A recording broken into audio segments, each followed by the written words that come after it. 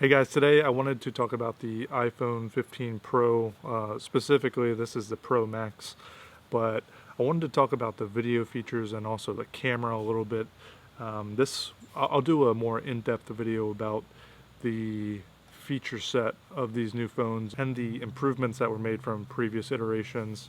I was coming from a 12 Pro Max, so for me this is a pretty big jump, but yeah, I wanted to talk about the log footage in this video a little bit, and I'll put some sample footage up on the video as I'm talking, just so you guys can see the quality that you can get from this phone if you're shooting with the Apple log. But just to kind of show off the phone a little bit, I do have it in one of the fine woven cases, and for what it is, I think it's a little bit overpriced, but I like the feel of it. You do get some marks on there pretty easily, but I don't really care. The phone itself, let's see if I can just take it out of the case real quick.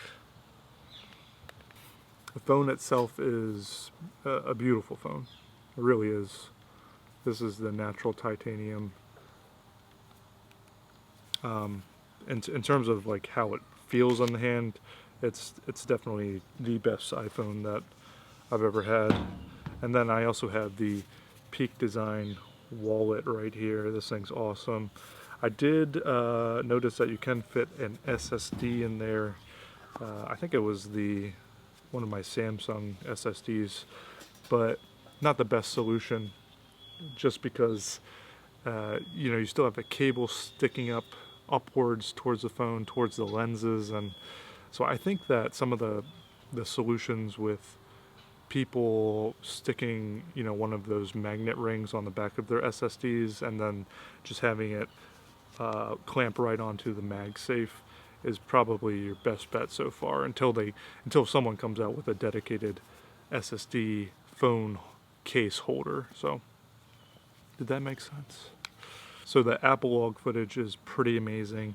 I have been having a lot of fun just kind of experimenting with it and trying to figure out what works best in terms of camera settings and stuff. Mainly I've just kind of been using the stock app, but I do want to start using the Blackmagic iPhone app more and kind of experimenting with that. But I don't have any ND filters for this phone yet, but I do think the footage is good enough coming from this phone where it might be worth getting an ND filter for it. This is actually the first time I can envision mixing iPhone footage in with my actual camera footage. Something important to note, if you're recording video onto an external SSD, make sure that you do have a USB-C cable that's fast enough, or what the phone is going to do is it's going to just skip some frames. I did notice that in some of my earlier footage that I shot, so make sure you get yourself a fast cable.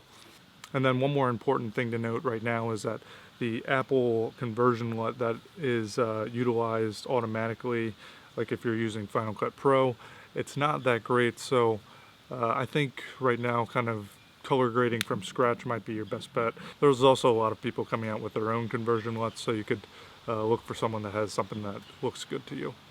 The cool thing about the log footage coming from the phone is that when you put it next to the standard quality video that the iPhone is recording, you can tell that the footage looks a lot more natural. So a lot of the artificial sharpening that you get, and then the automatic tone mapping that you get throughout the scene is just non-existent in the log footage, and it makes it look a lot more like a dedicated and professional camera. Not to mention that you can actually grade the footage to make it match the rest of your footage if you're using other cameras. So yeah, I would say,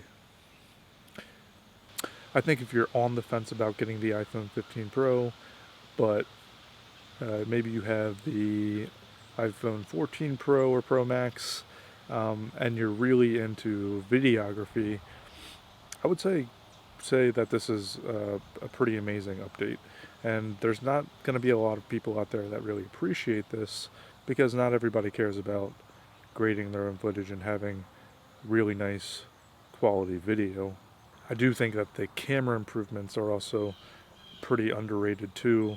So in the past, I'd tell myself, oh, like I don't need an X100F or X100V because, you know, I can get the iPhone, then I get the new iPhone, and I'm just really not satisfied with the results from the camera, so I hang on to those cameras. But this is the first time where I feel like the the quality that I can get from each of the dedicated lenses in the phone camera, as well as the software enhancements, like the improvements with, you know, cinematic video, and then also portrait mode.